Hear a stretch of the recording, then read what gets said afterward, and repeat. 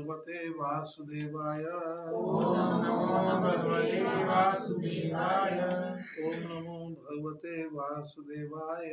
ओम नमो भगवते वासुदेवाय।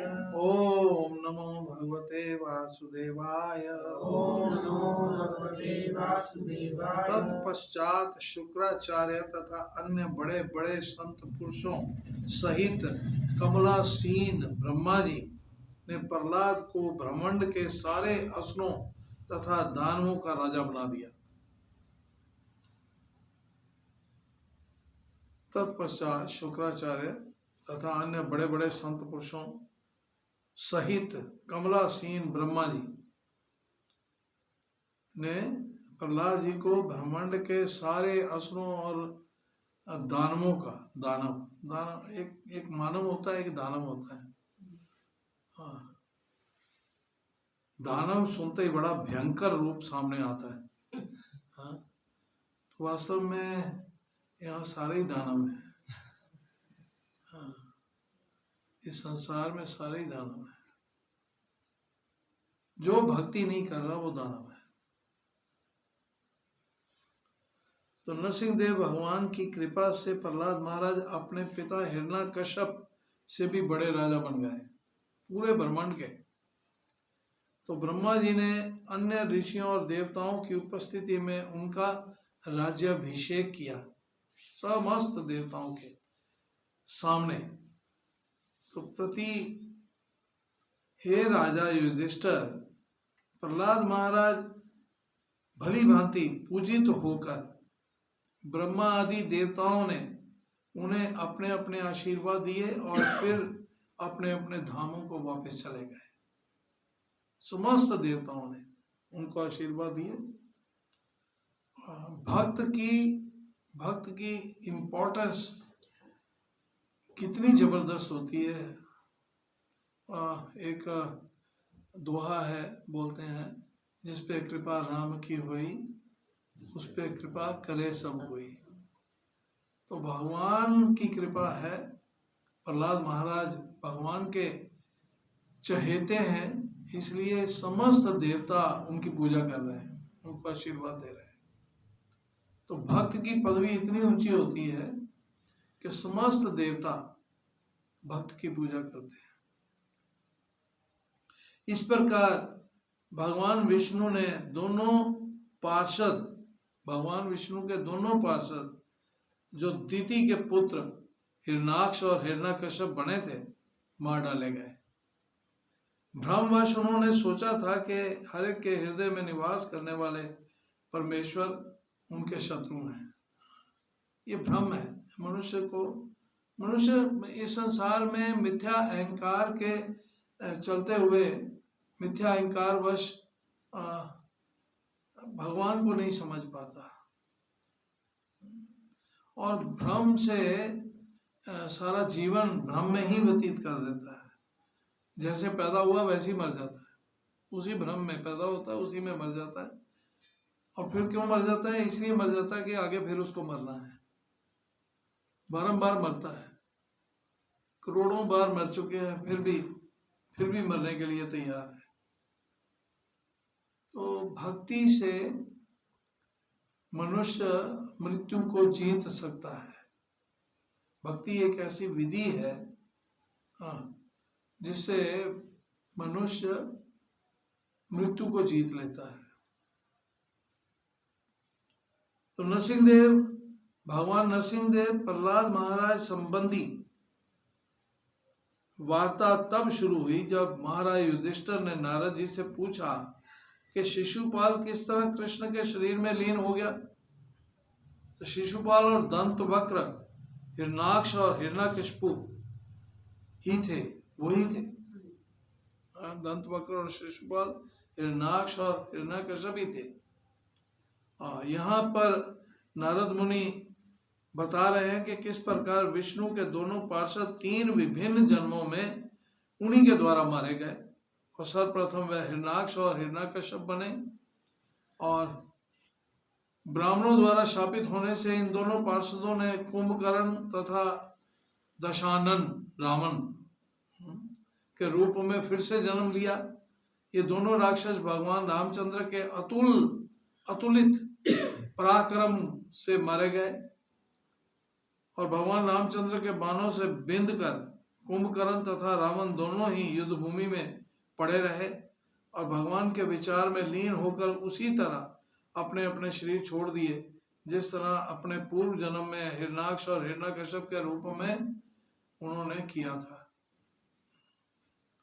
उन्होंने फिर से मानव समाज में शिशुपाल और दंतवक्र के रूप में फिर से आ गए, जन्म ले लिया और भगवान ने वैसा ही वैर भाव बनाए रखा। भगवान से वैसे जैसे 2 जन्मों में वैर कर रहे थे भगवान से, वैसे ही तीसरे जन्म में भी। हाँ, वे ये वही थे जो तुम्हारे समक्ष भगवान के शरीर में लीन हो गए।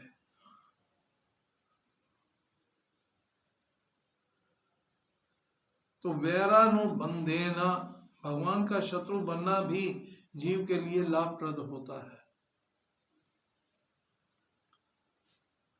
जैसा कि रूप गोस्वामी संस्तुति करते हैं कि मनुष्य को काम इच्छा, क्रोध, भय या भगवान की ईर्षा या किसी अन्य प्रकार से पूर्ण पुरुषोत्तम भगवान से आसक्त होना चाहिए। जैसे मर्जी हो, आसक्त भगवान से आसक्ति होनी चाहिए और अंततः भगवत धाम लौट जाना चाहिए। हमें संसार से आसक्ति है, हम संसार की आसक्ति छोड़ नहीं पाते। छोटी छोटी चीजों में आसक्ति है, छोटी छोटी चीजों में, और कुछ नहीं। ईर्ष्या से आसक्ति है, सबसे ईर्ष्या करते हैं, ये ऐसा है, ये वैसा है, ये बस निंदा करते रहते हैं, सबकी निंदा करते रहते हैं, ये अच्छा नहीं है, वो अच्छा नहीं है। और निंदा क्यों करते हैं? निंदा में हमको रस आता है, अच्छा लगता है। दूसरों की निंदा करके, दूसरों की बातें करके हमें बड़ा रस आता है।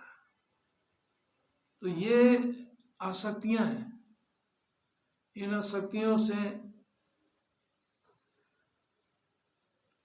बचना चाहिए और भगवान में आसक्ति बढ़ानी चाहिए।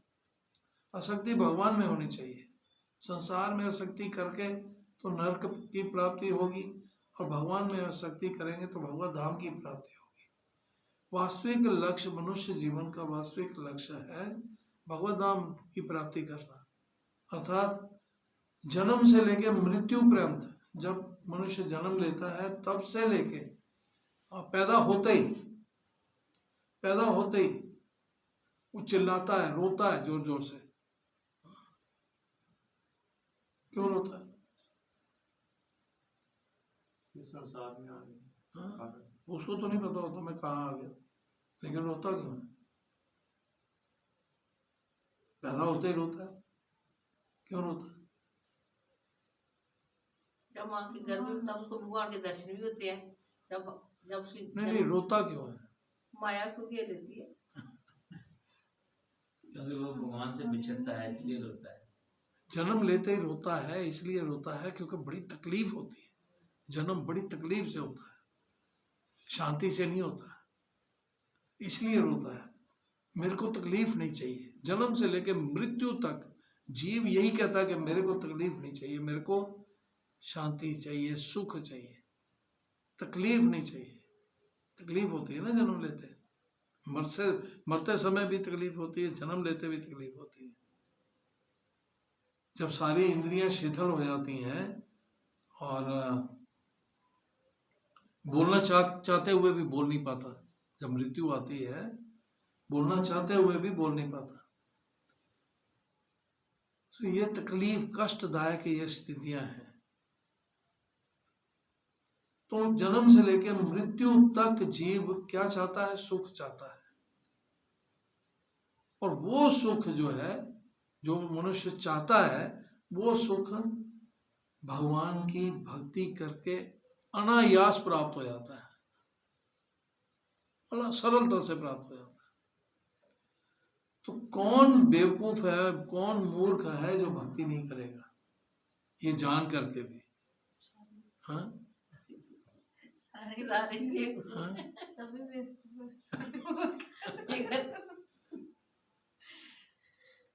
जानिया सुनिया विशिकाय न। जानिया सुनिया विषय।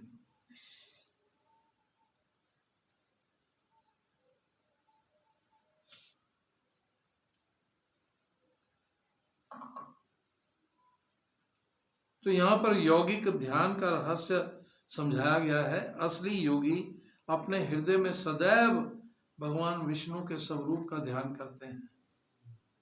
संता सदैव हृदयेषु विलोकयन्ति यम श्याम सुंदर अचिंत्य गुण स्वरूपम गोविंदमादि पुरुषम अहम भजामि।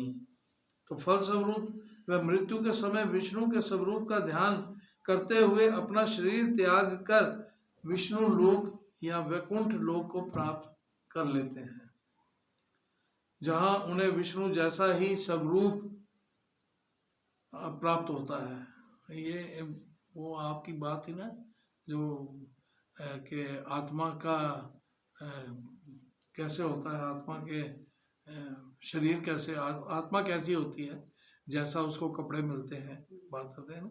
तो आत्मा कैसी होती है, आत्मा का स्वरूप भगवान जैसा होता है। जैसे भगवान है वैसे ही आत्मा का स्वरूप होता है। तो उसके बाद फिर जब आत्मा निकृष्ट अवस्था को प्राप्त होती है, तब अलग अलग योनियों के कपड़े मिलते हैं। निकृष्ट अवस्था है ना, भौतिकता में भौतिकता के सम्मेल से निकृष्ट अवस्था प्राप्त होती है, तब अलग अलग योनियों के कपड़े फिर मिलते हैं। वास्तविक जो रूप है वो श्याम सुंदर दुभुज रूप है भगवान का, तो वैसे ही आत्मा का रूप है। तो फलस्वरूप हम छठे स्कंद में देख चुके हैं, जब अजामिल उद्धार करने के लिए वैकुंठ से विष्णु दूत आए तो वह विष्णु सरीखे ही लग रहे थे, विष्णु जैसे ही थे चतुर्भुज रूप में। उनके 4 हाथ और उनका स्वरूप विष्णु जैसा था। अतः हम इस निष्कर्ष पर पहुंचते हैं कि यदि कोई विष्णु का चिंतन करने का अभ्यास करे और मृत्यु के समय उन्हीं के विचार में पूर्णतया लीन रहे, तो वह भगवत धाम वापस चला जाएगा। यहां तक कि कृष्ण के शत्रु ने भी, यथा राजा कंस जो भयवश कृष्ण का चिंतन करता था, हर समय कृष्ण का चिंतन, उसको हर समय चारों दिशाओं में कृष्ण ही नजर आते थे और कोई नजर नहीं, मृत्यु नजर आती थी। कृष्ण पानी भी पीता था तो उसको कृष्ण ही नजर आते थे, इतना भय था उसको अपनी मृत्यु का। तो भयवश कृष्ण का चिंतन करता था और भगवान के ही समान आध्यात्मिक स्वरूप प्राप्त कर लिया। तो शुद्ध भक्त जो भक्ति के द्वारा पूर्ण पुरुषोत्तम भगवान का निरंतर चिंतन करते हैं। अब देखो, अब भक्ति दिखावा, हम लोग क्या है, हम लोग दिखावा करते हैं भक्ति का, स्वांग करते हैं। भक्त जैसे कपड़े पहन लिए, भक्त जैसे तिलक लगा लिया, भक्त जैसे कंठी पहन ली, मुंडन मुंडवा लिया, सिर मुंडवा लिया, तो भक्त बन गए। ऐसे नहीं भक्त बन। भक्त का जो असली स्वरूप है वो इंटरनल है, बाहर से बाह्य स्वरूप नहीं है, आंतरिक है। तो शुद्ध भक्त जो भक्ति के द्वारा पूर्ण पुरुषोत्तम भगवान का निरंतर चिंतन करते रहते हैं, वो है शुद्ध भक्त। वो है जो निरंतर भगवान का ही चिंतन करते हैं। कुछ भी देखते हैं, कुछ भी खाते हैं, कुछ भी करते हैं, तो उनको भगवान ही अनुभव होते हैं। सारी सृष्टि में सब लोगों को देखते हुए भी, सब जीवों को देखते हुए उनको भगवान ही दृष्टिगोचर होते हैं। जीवों के शरीरों को इम्पोर्टेंस नहीं देते। हम लोग जीवों के शरीरों को इम्पोर्टेंस देते हैं। अभी कोई प्रभावशाली व्यक्ति आ जाए, फटाफट सब उठ के खड़े हो जाएंगे, आइए महाराज आइए। तो इम्पोर्टेंस किसको दे रहे हैं? शरीर को। जबकि उसका प्रभाव क्या है? वो भी आत्मा है, भगवान का दास है, लेकिन उसको हम क्या भगवान समझ लेते हैं, भगवान है, भगवान है, प्रभावशाली है। तो चिंतन किसका कर रहे हैं? भगवान का चिंतन नहीं कर रहे, भगवान का चिंतन होना चाहिए। किसी को भी देख के, अगर हमने मान लो कोई बहुत प्रभावशाली व्यक्ति को देखा या बहुत सुंदर किसी व्यक्ति को देखा, तो कैसा लगना चाहिए? अरे भगवान की याद आनी चाहिए कि भगवान आपने कितनी सुंदरता इसको दी है, या कितना इसको ऐश्वर्य दिया है कि इसका प्रभाव बहुत अच्छा नजर आ रहा है। तो पीछे तो भगवान है ना, भगवान के द्वारा ही तो ये सब चीजें प्राप्त होती हैं। जो कुछ भी प्राप्त होता है इस सृष्टि में, वो तो भगवान द्वारा ही प्राप्त होता है। सो भगवान की याद आनी चाहिए। सब कुछ देख करके, अच्छा फूल देखा तो भगवान की कलाकृति है, ये भगवान ने बनाया है। भगवान कैसे आर्टिस्ट हैं? ऐसे आर्टिस्ट कोई हो नहीं सकता। सीन देखो आप, क्या बादल बनते हैं, क्या सनसेट होता है, तो कितना सुंदर सुंदर दृश्य होते हैं। कौन बनाता है? रंग कौन भरता है? भगवान भरते हैं। आर्टिस्ट तो नकली भरते हैं, वो तो पेंटिंग बना देते हैं, उसी का नकल करते हैं। वास्तविक कलर तो देने वाले भगवान है, बनाने वाले भगवान है। तो भगवान का चिंतन, हर वस्तु को देख करके भगवान का चिंतन होना चाहिए। कोई भी फ्रूट देखो, कोई भी सब्जी देखो, तो भगवान का चिंतन होना चाहिए। अरे वाह, क्या फ्रूट, क्या टेस्ट बनाया भगवान ने।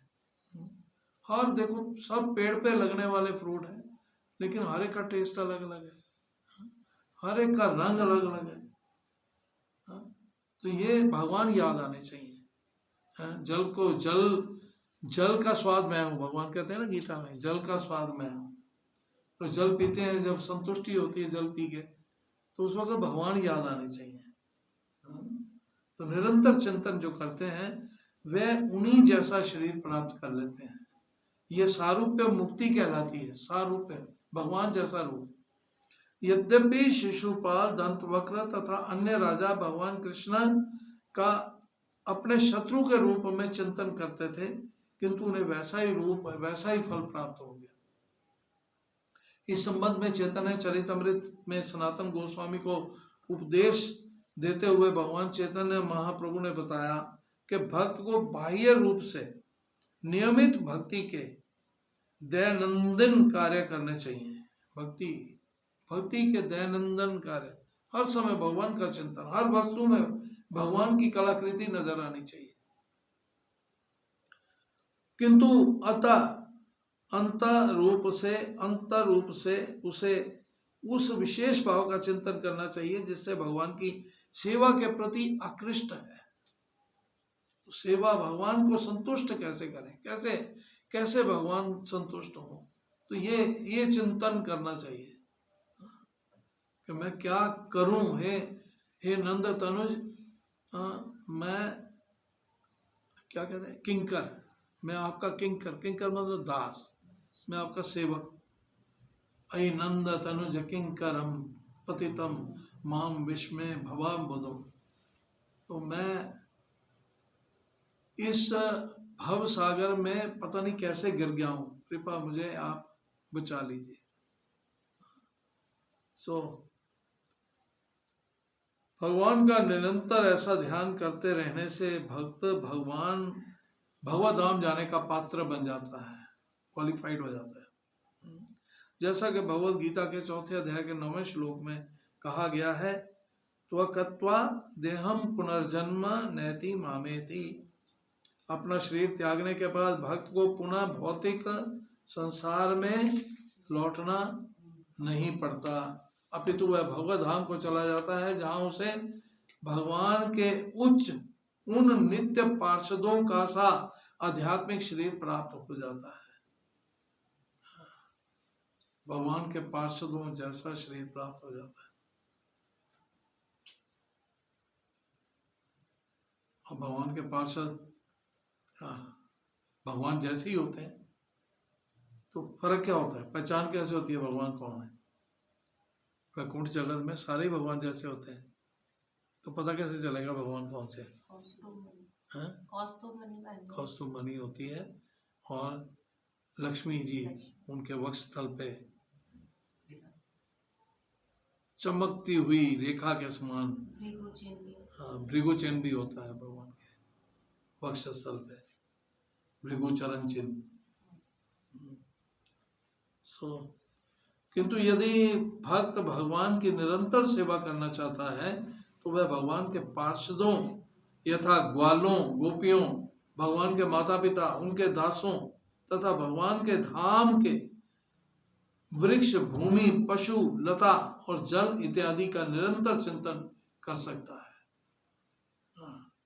हर वस्तु चिन्मय है, धाम में हर वस्तु चिन्मय है, चाहे वो जल है, चाहे वो पेड़ है, चाहे वो घास है, सब कुछ चिन्मय है। सब भगवान के सुख के लिए रूप बनाए हुए हैं सबने, लेकिन वो भगवान के सुख के लिए है, अपने सुख के लिए नहीं, भगवान को सुखी करने के लिए। तो तोता बना हुआ है, कोई मैना बना हुआ है, भगवान को सुख देने के लिए। इस तरह से तो जी वहाँ पे जैसे हर कोई गोकुल वृंदावन गोकुल धाम गोलोक धाम में तो कोई पेड़ बना, कोई लता बना, जैसे बोल रहे हो, तो प्रभु जी वो भी क्या वो डिसाइड कौन करता है कि ये जीव आत्मा जब वहाँ धाम में जाती है तो ये बनेगी? वो भी हमारी इच्छा के ऊपर ही डिपेंड करेगी। हमारी इच्छा, हम माता पिता का रोल यहाँ माता पिता की तरह भगवान की सेवा अगर कर रहे हैं भगवान की सेवा, तो माता पिता बन गए। अगर हम मित्र की तरह भगवान की सेवा कर रहे हैं तो फिर मित्र का हमारी एक्टिविटीज ही डिसाइड, हमारी सेवा, हमारी जो सेवाएं हैं, जो हमारी इच्छाएं हैं, उसके अनुरूप ही भगवान के धाम में शरीर प्राप्त होता है। लेकिन ये है कि भगवान की संतुष्टि के लिए वो धाम तो वही प्रवेश करेगा जो भगवान का चिंतन करता है हर समय, दूसरा धाम में प्रवेश नहीं कर सकता। यानी ये जेल है ना, ये जो कैद खाना है, ये जो भौतिक जगत है, तो भौतिक जगत से जो देवी दुर्गा है, जो इसकी कंट्रोलर है, वो जब तक हमारे अंदर कोई भी अवगुण है, भौतिक जगत का की अटैचमेंट है, तो वो निकलने ही नहीं देगी यहाँ से, हम निकल ही नहीं सकते। धाम वही जा सकता है जो भौतिक जगत से निरस्त हो गया पूरी तरह से, जिसका बुद्धि, जिसका मन, जिसका अहंकार भगवान के चरणों में चढ़ गया। बुद्धि भी भगवान के लिए है, मन भी भगवान के लिए है, अहंकार भी भगवान के लिए है, मतलब बिल्कुल न्यूट्रल हो गया। अब उसको भौतिक जगत से कोई भी उसका संबंध नहीं है, आंतरिक संबंध नहीं है। बाहर से तो भौतिक जगत में ही है, नजर तो ऐसे ही आ रहा है जैसे हम जो स्थित प्रज्ञा की व्याख्या की है ना भगवत गीता में, तो स्थित प्रज्ञा कैसा होता है, अर्जुन पूछ रहा है भगवान को, तो कैसे चलता है, कैसे खाता है, कैसे बैठता है, कैसे बोलता है, तो वो स्थित प्रज्ञा जो है, उसका जो आंतरिक भाव है वो भगवान के साथ कनेक्टेड है, और बाहर से वो संसार के, भगवान यही तो कह रहे हैं मन मना हो, कि अपना मन से मेरा चिंतन करो और मन से मेरी पूजा करो। लेकिन हम क्या करते हैं, हम शरीर से भगवान की पूजा करते हैं, शरीर से सब कुछ करते हैं, लेकिन मन से संसार की पूजा करते हैं। जब करते हुए भी मन संसार में होता है। शरीर भगवान के, जबान तो भगवान का नाम चल रहा है, जबान से भगवान का नाम जप रहे हैं, लेकिन मन जो है वो संसार में घूम रहा है। तो ये बड़ी विडंबना है, बहुत दुर्भाग्य की बात है कि भगवान तो चाह रहे हैं कि मन मेरे में लगाओ, तो हम शरीर भगवान में लगा रहे हैं। भगवान कहते हैं शरीर का संबंध मेरे साथ नहीं है, मेरे को शरीर नहीं चाहिए। हम कहते हैं नहीं, हम शरीर ही लगाएंगे। सो मन द्वारा जो प्रैक्टिस की जाएगी उसी से हमको उसी रूप में हमको धाम की प्राप्ति होगी।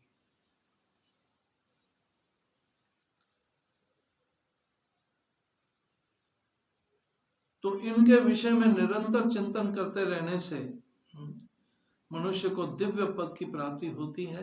शिशुपाल, दंतवक्र, कंस, पौंड्रक, नरकासुर, शाल्व जैसे राजाओं का इसी तरह उद्धार हुआ। इसकी पुष्टि मध्वाचार्य करते हैं। पौंड्रके नरके चैव शाल्वे कंसे च रूपणी अविष्टस्तु हरे भक्तास्त भक्तया हरि मापिरे। तो यद्यपि पौंड्रक, नरकासुर, शाल्व तथा कंस ये सभी पूर्ण पुरुषोत्तम भगवान के शत्रु थे, किंतु ये सारे राजा उनके विषय में निरंतर सोचा करते थे। 24 घंटे भगवान के बारे में ही सोचते रहते थे। अतः उन्हें वैसी ही मुक्ति, सारूप्य मुक्ति प्राप्त हुई। ज्ञान भक्त को वही गति मिलती है यदि भगवान के शत्रु तक उनका निरंतर चिंतन करके मुक्ति प्राप्त कर सकते हैं। तो उन शुद्ध भक्तों के विषय में क्या कहा जाए जो सदैव भगवान की सेवा, प्रेममयी सेवा में लगे रहते हैं और प्रत्येक कार्य में भगवान के अतिरिक्त और कुछ भी नहीं सोचते। भगवान के अतिरिक्त और कुछ सोचते ही नहीं।